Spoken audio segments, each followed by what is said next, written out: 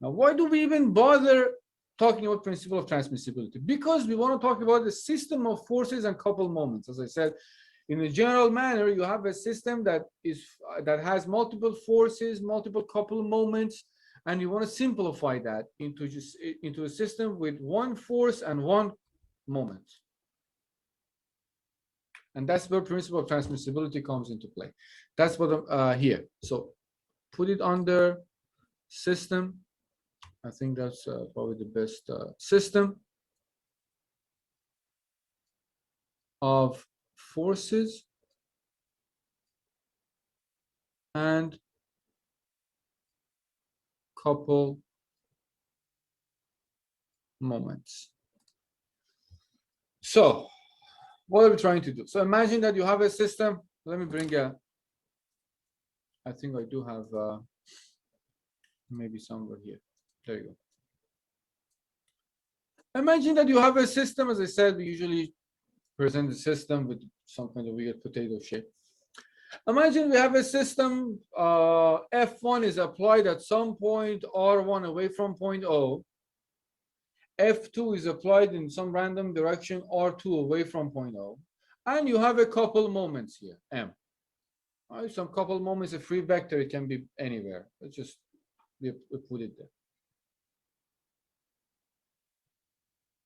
Now, what we want to do, as I said, we want to find the equivalent of this system, a system with only one force and one moment, because that's what we always do, so we can study the forces and moments. We have to simplify a system. We have to find the equivalent of this system.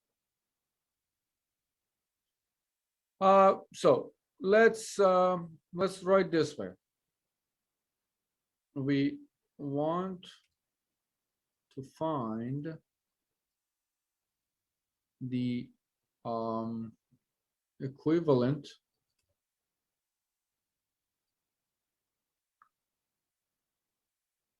system with the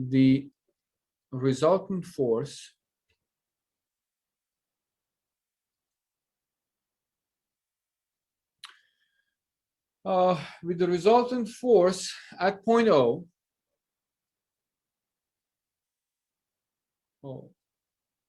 And the resultant moment. You want to have one force and one moment.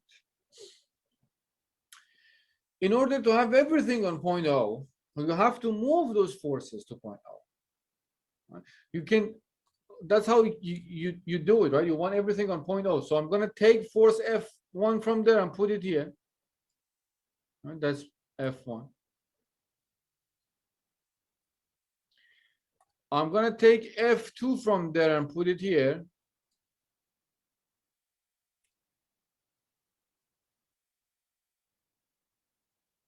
And that's pretty much it. Moment is a free vector, can be anywhere. Now, because I moved F1 out of its line of action, this is the line of action of F1. And this is the line of action of F2. Because I moved F1 out of its line of action and F2 out of its line of action, it means I'm creating moments. So now F1 and F2 are in new place. Now F1 is not there, I moved it here, and F2 is not there, I moved it there. Principle of transmissibility tells me once you move it, you have to add a couple moment to your system to compensate for this motion. This couple moment can be in any direction. So we're going to have to do the multiplication and figure that out. But let's say we get a moment for M1 for moving F1. And let's say this is the direction. And we get a moment for moving F2.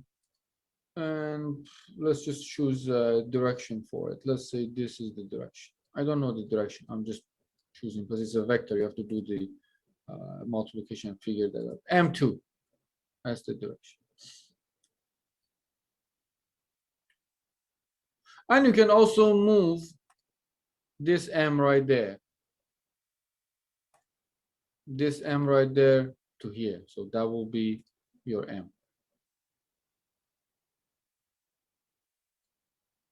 The direction is the same because it's a vector I'm moving. And since it's a free vector, it doesn't really change anything.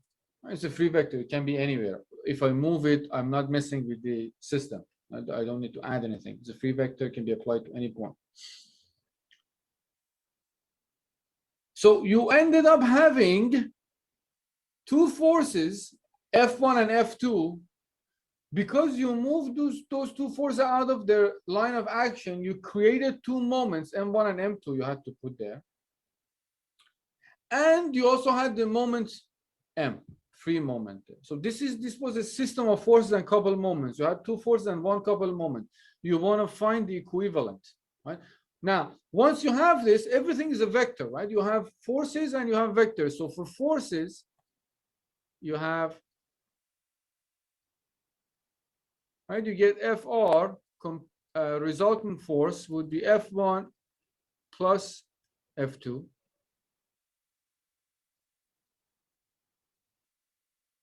For moments, you just multiply the moments. You can think of, let me just this way.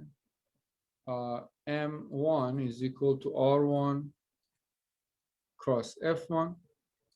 M2 is equal to R2 cross F2. And then you have moment M, right? This M. So this is your forces. And because of forces, you have two moments. And this is the couple moment. You can just add them all together. You can add the moments together and you can add the forces together. Your FR would be F1 plus F2, and your moments would be, well, MR, resultant moment, would be M1 plus M2 plus M. So you get a system, the equivalent of this. Let me just draw some potato shape. Assume that these two are the same shape. Definitely it doesn't look like the same.